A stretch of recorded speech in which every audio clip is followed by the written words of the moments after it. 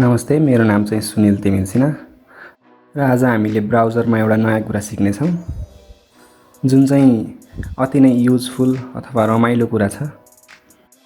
यसबाट चाहिँ तपाईले फेसबुकमा मिमहरू बनाउनको लागि फेक कन्भर्सेसनहरू क्रिएट गर्ने, जस्तो त्यो डेभिड अनि ज्याभियरहरू छन् नि, यिनीहरूको कन्भर्सेसन अथवा कमेन्टहरू त्यसरी बनाउन सक्नुहुन्छ।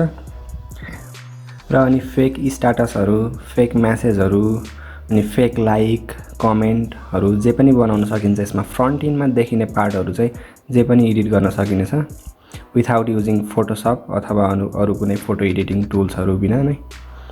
र सुरु गरिहालौँ न त। सुरुमा चाहिँ फेसबुक अथवा युट्युब अब जुन साइटको डिटेल्सहरू डेटाहरू एडिट गर्नु छ त्यो खोल्नुहोस्। त्यस पछाडि माउसको पोइन्टरलाई स्क्रिनको जुन ठाउँमा राखे पनि हुन्छ अनि राइट क्लिक गर्नुहोस्। अनि सबैभन्दा तल इन्स्पेक्ट भन्ने अप्सन आउँछ, त्यसमा क्लिक गर्नुहोस्। अनि यहाँ सुरुमै एलिमेन्ट्स भन्ने एउटा ट्याब खुलिराखेको हुन्छ, त्यसमा चाहिँ एकदम लामो कोड हुन्छ। अब त्यो कोड कता कताको हुन्छ थाहा हुँदैन। अनि त्यस भएको हुनाले यो लेफ्टमा भएको फोनको आइकन जस्तोमा क्लिक गर्नुहोस्। यसो गरे पछाडि हामीले यो पोइन्टरले यो स्क्रिनमा जुन ठाउँमा क्लिक गर्छौँ त्यो ठाउँको कोड चाहिँ यता एलिमेन्ट्समा देखिन्छ। अनि त्यस पछाडि चाहिँ यता कोडमा आएर अनि यहाँ पनि राइट क्लिक गर्नुहोस् त्यो हाइलाइटेड पोर्सनमा। त्यस पछाडि एडिट एज एचटीएमएल भन्नेमा क्लिक गर्नुहोस्। त्यस पछाडि चाहिँ यो ब्ल्याक कलरको कोडहरू चाहिँ आफूले जे मन लाग्यो त्यही एडिट गर्नुहोस्।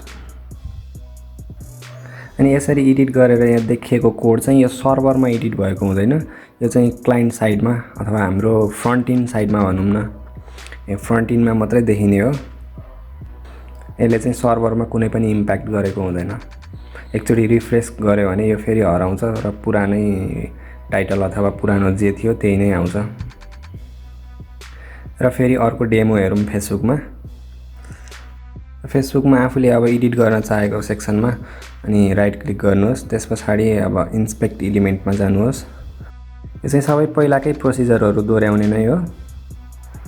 र इन्स्पेक्ट खुलिसके पछाडि यता यो पोइन्टर जस्तो आइकनमा क्लिक गर्ने, त्यस पछाडि स्क्रिनमा गएर अब कुन पोर्सन हो त्यो क्लिक गर्ने, त्यस पछाडि यता आएर हाइलाइटेड कोडलाई चाहिँ एडिट एज एचटीएमएल भन्नेमा क्लिक गरेर अनि आफूले एडिट गर्ने।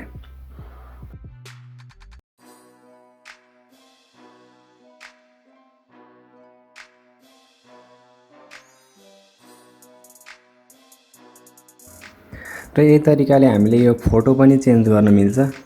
फोटो चेन्ज गर्नको लागि पनि सेम पहिलाकै प्रोसिजर गर्ने, इन्स्पेक्टमा जाने, त्यस पछाडि एलिमेन्ट भन्दा यतापट्टिको आइकनमा क्लिक गरेर स्क्रिनको त्यो फोटोमा क्लिक गर्ने, त्यस पछाडि फोटोवाला कोड खुल्नेछ, हाइलाइट हुनेछ।